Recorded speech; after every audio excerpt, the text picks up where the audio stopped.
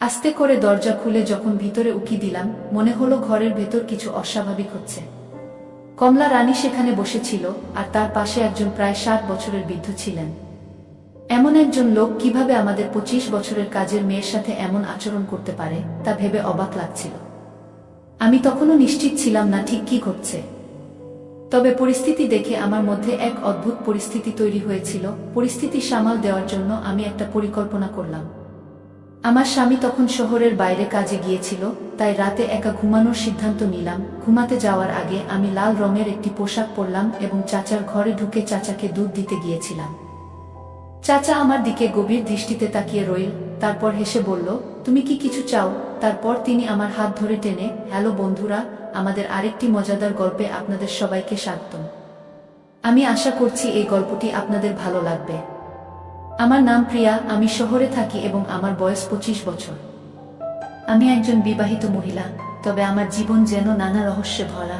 আজও আমি মাঝে মাঝে শিশুসুলভ আচরণ করি, হয়তো এ কারণেই আমার পরিবার এবং শ্বশুরবাড়ির সবাই আমাকে খুবই স্নেহ করে। আমার শ্বশুরবাড়িতে কেবল আমার স্বামী এবং তার চাচা শ্বশুর রয়েছেন। চাচা শ্বশুর 60 বছরের একজন অবসরপ্রাপ্ত সরকারি কর্মকর্তা। তিনি কখনোই বিবাহিত ছিলেন না, তাই তার সন্তানও নেই। প্রতিদিন পেনশনের টাকা এবং গ্রামের সামান্য চাষাবাদ থেকে যা আসে তা দিয়েই তিনি চলেন। সারাদিন তিনি তার ঘরে বসে টিভি দেখেন বা বিভিন্ন বই পড়েন। আমার শাশুড়ি ও শ্বশুর আমার বিয়ের আগেই মারা গেছেন, তাই বাড়ির পরিবেশ ছিল একটু নিরিবিলি। আমার চাচাও মাঝে মধ্যে আমাদের সাথে থাকেন এবং তিনিও নিজের স্বাস্থ্য বেশ ভালোভাবে ধরে রেখেছেন। চাচা ছিলেন সবসময় ফিট এবং সুস্থ, তার মাথার চুল এবং বড় গোঁফ কিছুটা সাদা, কিছুটা কালো, কিন্তু তার ব্যক্তিত্বে সবসময় একটা তেজ ছিল। আমি তাকে সবসময় সম্মানের চোখে দেখেছি। আমি নিজেও স্কুল কলেজে খুব মেধাবী ছিলাম, তবে ঘরের পরিবেশের কারণে কখনো ছেলেদের সাথে খুব বেশি বন্ধুত্ব গড়ে তুলতে পারিনি। আমার বন্ধুদের গল্প শুনতাম, তাদের এবং তাদের বন্ধুদের অভিজ্ঞতা শেয়ার করত, আর আমি সবসময় চুপচাপ শুনতাম। বয়স বাড়ার সাথে সাথে আমার সৌন্দর্য বেড়ে যাচ্ছিল, অনেকেই আমার সাথে কথা বলতে চাইত, কিন্তু আমি খুব সাধারণভাবে জীবন কাটাতাম। আমি এমন কাউকে খুঁজে পাইনি যাকে আমি পুরোপুরি বিশ্বাস করতে পারি। যখনই টিভিতে বা গল্পের বইতে প্রেমের দৃশ্য দেখতাম, তখনই মনের মধ্যে একটা আকাঙ্ক্ষা জাগত। তবে বিয়ের আগে এমন কোনো অভিজ্ঞতা আমার জীবনে আসেনি। বিএসসি শেষ বর্ষে থাকতেই আমার বিয়ে হয়। তখন থেকেই আমার জীবন নতুন মোড় নিতে শুরু করে এবং আমি এক নতুন অধ্যায়ের দিকে পা বাড়াই। আমার স্বামী প্রথম দেখাতেই বেশ ভালো মানুষ মনে হয়েছিল। এনগেজমেন্টের পর একদিন আমরা একসাথে সিনেমা দেখতে গিয়েছিলাম। আমার স্বামী সেদিন আমাকে স্নেহের সাথে কাছে টেনে নিয়েছিল, যা আমাকে খুব আনন্দিত করেছিল। আমার মনে হচ্ছিল যেন আমার স্বপ্ন পূরণ হচ্ছে। তিনি আগেই বলেছিলেন, আমরা যত বেশি সময় একে অপরের সাথে কাটাবো, ততই সম্পর্ক গভীর হবে। আমারও বিয়ের প্রথম রাতের কিছু স্বপ্ন ছিল, যা আমি মনে মনে চেপে রেখেছিলাম। বিয়ের কিছুদিন পর আমাদের জীবন সুন্দরভাবে চলতে থাকে। আমাদের বিয়ের রাত ছিল আমার জীবনের অন্যতম সুন্দর মুহূর্ত। আমি আপনাদেরকে আমার পরিবারের গল্প শেয়ার করছিলাম, আমার চাচা এবং শ্বশুর শাশুড়ির কথা। বিয়ের 1 বছর পর আমাদের জীবনে আরও অনেক আনন্দ যোগ হয়েছিল। আমার স্বামী তখন তার কোম্পানিতে ইঞ্জিনিয়ার হিসেবে কাজ করছিলেন, তাই কাজের চাপও তেমন ছিল না। প্রায় প্রতিদিনই সন্ধ্যা 7টার মধ্যে বাড়িতে ফিরতেন। আমরা প্রতিদিন ভালো সময় কাটাতাম এবং যখনই সুযোগ পেতাম একে অপরের সাথে সময় কাটাতে খুব ভালো লাগত। এই আনন্দ 25 বছরের বিবাহিত জীবনে আমাদের সঙ্গী ছিল। বিয়ের পর আমার অনেক ইচ্ছা পূরণ হতে থাকে এবং আমার স্বামী প্রায় বলতেন, প্রিয়া, তুমি আগের চেয়ে আরো বেশি সুন্দর হয়ে উঠেছ। ধীরে ধীরে আমি একা থাকতে অভ্যস্ত হয়ে উঠেছিলাম। দিনের বেলায় যখন বাড়িতে একা থাকতাম, মাঝে মাঝে মনে হতো একটু আলাদা কিছু করা দরকার। অনেক সময় আমি আমার মোবাইলে কিছু লিখতাম বা বিভিন্ন ধরনের সিনেমা দেখে সময় কাটাতাম।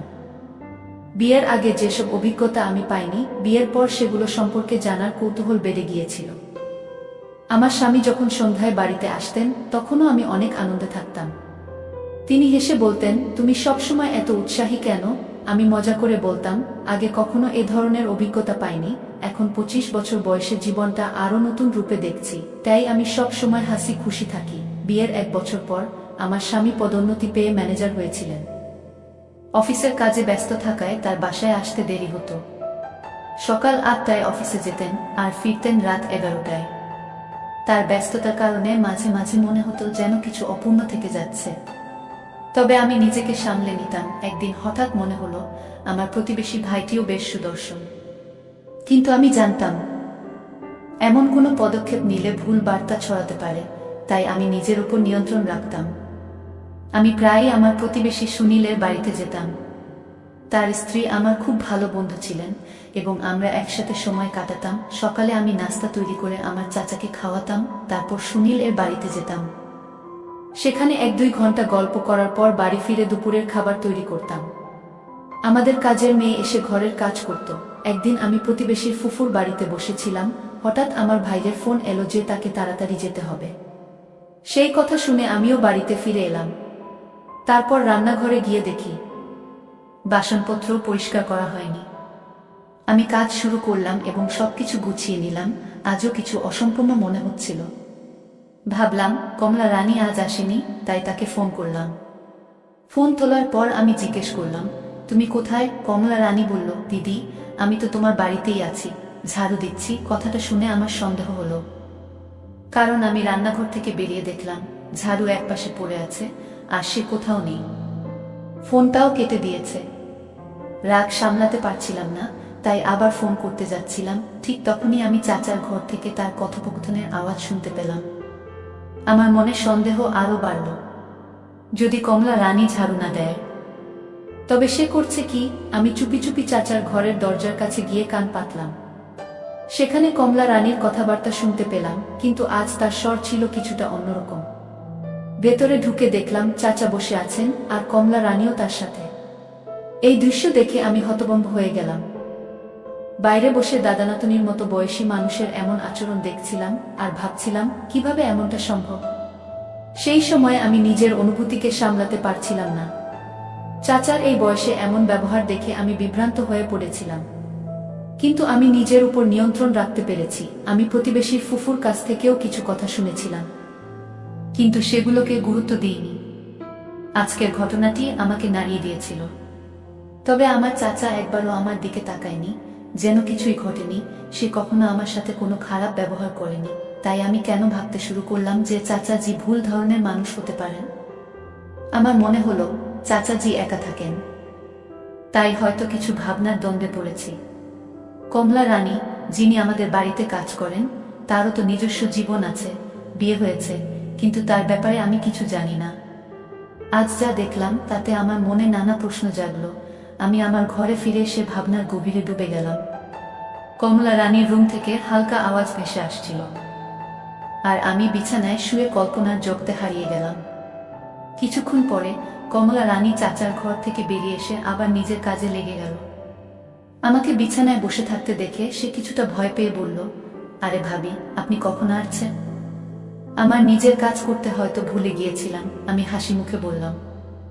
হ্যাঁ, আমি না এলে আমি জানতে পারতাম না তোমার কাজের ধরনটা কেমন। আমার কথা শুনে সে কিছুটা অপ্রস্তুত হয়ে গেল এবং দ্রুত ঘর ছেড়ে চলে গেল। তার যাওয়ার পর আমি নিজেই ঘর পরিষ্কার করলাম এবং তারপর চাচাকে খাবার দিলাম। দিনের বেলায় যখন আমি একা থাকতাম, তখন সেই দৃশ্যগুলো আমার মনের মধ্যে ফিরে আসতো। মনে পড়তো চাচার সাথে কাটানো মুহূর্তগুলো, আর স্বপ্নের মধ্যে হারিয়ে যেতাম। স্বামী বাড়িতে থাকলেও অনেক সময় তার সাথে কিছু শেয়ার করতে পারতাম না, কারণ আমার নিজের মনেই দ্বিধায় ছিল। পরের দিন আমি সিদ্ধান্ত নিয়েছিলাম যে চাচার সাথে কথা বলতেই হবে, কিন্তু কিভাবে কথা বলা শুরু করব তা জানতাম না। চাচা জিও আমার দিক থেকে কিছুটা দূরত্ব বজায় রাখা শুরু করেছিলেন। সম্ভবত কমলা রানী আমাদের কথাগুলো জানিয়েছিল যে আমি সবকিছু জানি, তাই কোনোভাবে কথোপকথনের সুযোগ হচ্ছিল না। এই পরিস্থিতিতে একদিন দেখলাম কমলা রানী সালোয়ার স্যুট পরে এসেছে, যা তাকে আগের চেয়ে অনেক বেশি সুন্দর লাগছিল। সে নিয়মিত চাচার ঘর পরিষ্কার করত এবং আমি তখন আমার রুমে বসে থাকতাম। ধীরে ধীরে লক্ষ্য করলাম চাচাও যেন একটু অন্যরকম হয়ে উঠছেন। যখনই কমলা রানী তার ঘরে যেত, দরজা ভেতর থেকে বন্ধ করে দিতেন। এ নিয়ে আমার মনে কিছুটা রাগ জন্মাচ্ছিল, কিন্তু আমি নিজেকে শান্ত রাখার চেষ্টা করছিলাম। এক পর্যায়ে নিজের মনোভাব পরিবর্তন করার সিদ্ধান্ত নিলাম। আমার পোশাক পরিচ্ছদে কিছু পরিবর্তন আনি এবং নতুন ডিজাইনের পোশাক পরা শুরু করলাম, যাতে আমার সৌন্দর্য ফুটে ওঠে। যখন কমলা রানী ঘরে থাকত, আমি আমার ঘরে থাকতাম। কিন্তু তার চলে যাওয়ার পর আমি চাচার সামনে যেতাম এবং এমনভাবে থাকতাম যাতে আমার সৌন্দর্য চোখে পড়ে। আমি লম্বা কুর্তি বা মাঝে মাঝে জিন্স ও স্কার্ট পরতাম। সকালে চাচাকে চা দিতে যেতাম, আর তিনিও বোধহয় বুঝতে পারতেন যে আমি তার কাছ থেকে কি চাই। বিকেলে আমরা প্রায় একে অপরের সাথে সামান্য কথাবার্তা বলতে শুরু করলাম। রাতের খাবারের সময় আমরা সংসারের নানা বিষয়ে কথা বলতাম। একদিন আমি চাচাকে জিজ্ঞেস করলাম কেন তিনি বিয়ে করেননি। তিনি মুচকি হেসে বললেন, বিয়ে জিনিসটা ভালো লাগে না আমার, তাই। আমিও হেসে বললাম, হ্যাঁ বুঝেছি। এমন সময় কমলা রানীও হেসে উঠল এবং সে বলল, তুমি সব জানো? আমি মৃদু হেসে বললাম, হ্যাঁ জানি, কিন্তু কথাগুলো সেখানেই শেষ হয়ে গেল। আসলে জীবনে অনেক সময় সঙ্গের প্রয়োজন হয়, আর সেই সঙ্গ মানসিক শান্তি এনে দেয়। তিনি হেসে উঠলেন, সবকিছু যেন ধীরে ধীরে স্বাভাবিক হয়ে আসছিল।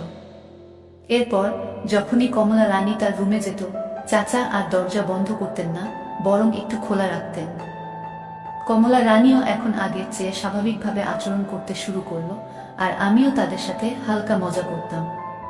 যখন কমলা রানী কোনো কাজ করত, আমি বলতাম, এটা তোমার কাজ, আর সে মজা করে বলতো, হ্যাঁ ভাবি, সব হয়ে গেছে। এরকম হালকা মজার মধ্যে আমাদের দিনগুলো কেটে যাচ্ছিল। তবে চাচা এখনো আমার থেকে কিছুটা দূরত্ব বজায় রেখেছিলেন। আমি প্রতিদিন নতুন পদ্ধতিতে তার সঙ্গে কথাবার্তা বলার চেষ্টা করতাম। একদিন যখন আমি তাকে চা দিতে গেলাম, তিনি হঠাৎ তার খবরের কাগজ ছেড়ে আমার দিকে তাকালেন। তিনি আমার দিকে কিছুক্ষণ চেয়ে রইলেন। আমি অবাক হয়ে জিজ্ঞাসা করলাম, কি হলো? আপনি এভাবে তাকিয়ে আছেন কেন? তিনি হেসে বললেন, তুমি আজ নতুন শাড়ি পরেছ, খুব সুন্দর লাগছে। তখনই হঠাৎ তার জামার উপর কিছু চা ছিটকে পড়ল। তিনি একটু চমকে গেলেন, আর আমি চুপচাপ আমার রুমে ফিরে এলাম। কিছুদিন এভাবেই কেটে গেল। আমি লক্ষ্য করছিলাম চাচার মনোভাব আমার প্রতি একটু একটু করে বদলাচ্ছিল। তিনি এখন একটু স্বাভাবিক হচ্ছিলেন, কিন্তু তেমন সাহস পাচ্ছিলেন না কিছু বলতে। একদিন আমার স্বামী শহরের বাইরে ছিলেন কাজে। রাতে ঘুমানোর আগে আমি চাচার জন্য এক গ্লাস দুধ নিয়ে তার ঘরে গেলাম। তিনি হাসি মুখে বললেন, আমার জামাই তো খুব সুন্দর। আমি মুচকি হেসে বললাম, কি হয়েছে? আপনার চোখ তো আমার দিকেই। তিনি কিছুক্ষণ চুপ করে থাকলেন। আমিও কিছুক্ষণ পর উঠে চলে এলাম। চাচা বললেন, বসো বোমা, কিছুক্ষণ গল্প করি। আজ তো ভাতিজাও নেই। আমি বসলাম। তারপর আমরা বেশ কিছুক্ষণ গল্প করতে থাকলাম। রাত প্রায় 12টার দিকে আমি আমার রুমে ফিরে এলাম। রুমে ঢুকেই অদ্ভুত এক অস্বস্তি কাজ করছিল, তবে নিজেকে শান্ত করে ঘুমানোর চেষ্টা করলাম। চাচার আচরণ ধীরে ধীরে বদলাচ্ছিল, যদিও তিনি খুব ধীরে এগোচ্ছিলেন। মাঝে মাঝে মজা করে হালকা কথা বলতেন, আর আমি তার খাওয়া দাওয়ার যত্ন নিতাম। দিনের বেলা তিনি প্রায় ঘরে বসে পত্রিকা পড়তেন বা কোনো হিন্দি উপন্যাসে ডুবে থাকতেন। আমার ঘর থেকে পাশের বাড়ির জানালা দেখা যেত। একদিন যখন তিনি ঘরে বসে কিছু পড়ছিলেন, আমি স্নান করে বেরিয়ে এলাম এবং তোয়ালে জড়িয়ে চুল ঠিক করতে লাগলাম। ড্রেসিং টেবিলের সামনে দাঁড়িয়ে বাইরে তাকাতেই দেখি তিনি আমার দিকে তাকিয়ে আছেন। সেদিন আমার আলমারি থেকে একটি বিশেষ শাড়ি বের করলাম, যা আমাকে বিয়েতে উপহার দেওয়া হয়েছিল। নিজেকে একটু সাজিয়ে রান্নাঘরে গেলাম চা বানাতে। মনে মনে ভাবলাম, আজ হয়তো আমার নতুন সাজ লক্ষ্য করবেন। রান্নাঘরে চা বানানোর সময় দেখি তিনি এসে দাঁড়িয়েছেন। আমি শান্তভাবে দাঁড়িয়েছিলাম। তিনি একটু মিষ্টি হেসে বললেন, কিছু চিন্তা করো না, সবকিছু ঠিক থাকবে। তার এই কথায় আমি স্বস্তি পেলাম এবং পরিবেশটা ধীরে ধীরে স্বাভাবিক হয়ে গেল। আমাদের এইভাবেই দিন কাটতে থাকলো। গল্পটা কেমন লাগলো জানাতে ভুলবে না। আরও মজার মজার রোমান্টিক গল্প শুনতে চাইলে ভিডিওটি লাইক, শেয়ার এবং চ্যানেলটি সাবস্ক্রাইব করতে এবং বেল আইকনটি ক্লিক করতে ভুলবে না। ধন্যবাদ।